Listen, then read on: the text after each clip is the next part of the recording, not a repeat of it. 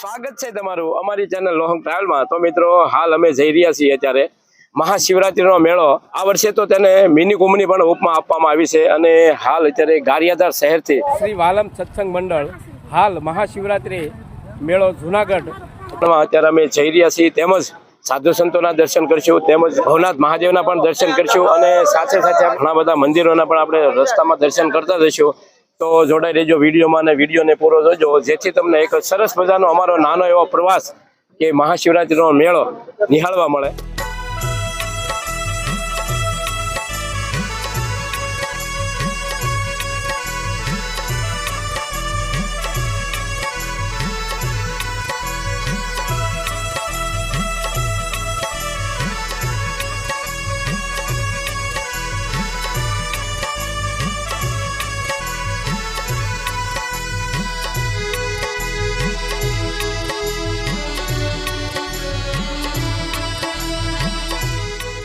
મિત્રો અમે ગારિયાધારથી લગભગ અંદાજે 5 વાગ્યા આસપાસ નીકળ્યા હતા અને હાલ અત્યારે વાલમપીર બાપાના ગુરુ એવા ફોજલરામ બાપા કે જેમનો સરસ મજાનો અહીંયા ફતેપુરમાં આશ્રમ આવેલો છે, તો આપણે તેમના પણ દર્શન કરતા જઈએ।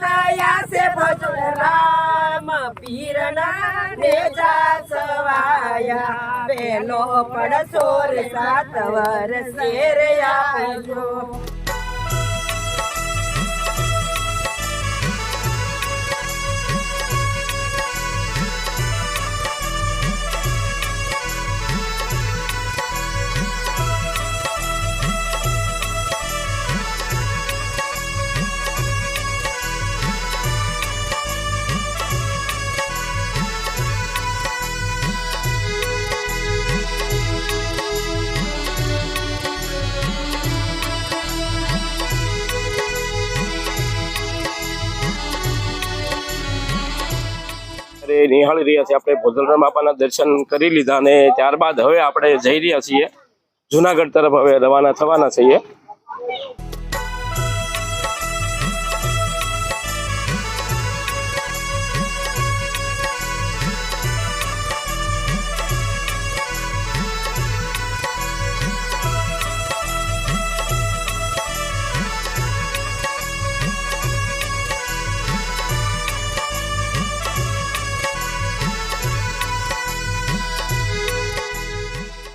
મિત્રો રાત્રિના અત્યારે 9 થયા છે અને અમે હાલ પરબધામ પહોંચ્યા છીએ અને તમે મારી પાછળ જોઈ શકો છો કે સુંદર મજાનું જે દેવીદાસ બાપુનું જે મંદિર બનાવેલું છે। મિત્રો આપણે અંદરથી તો તમને દર્શન નહીં કરાવી શકું, કારણ કે અંદર મોબાઈલ કે વિડીયો શૂટિંગ એલાઉડ નથી, તો આપણે અહીંથી જ પણ દર્શન કરી લઈએ બધા અને ત્યારબાદ અમે અહીં પ્રસાદ પણ અહીં લેવાના છીએ અને પ્રસાદ લઈ અને ત્યારબાદ અમે જુનાગઢ તરફ રવાના થવાના છીએ।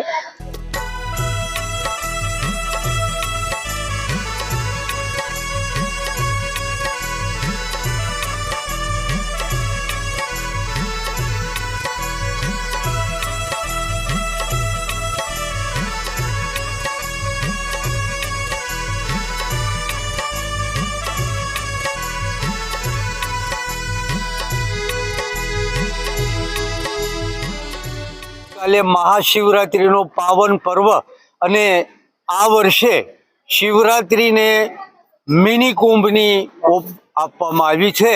તો આજે અમે ગારિયાધારથી વાલમધૂન મંડળ ફતેપુર મુકામે આવ્યા। ફતેપુર વાલમરામ બાપાના ગુરુ ફોજલરામ બાપાના દર્શન કરી અત્યારે હાલ પરબધામે પ્રસાદ લઈ દર્શન કરી અને અમારું આખું મંડળ અમારી સાથે છે અને હવે અમે જુનાગઢ જવા માટે પ્રયાણ કરીએ છીએ।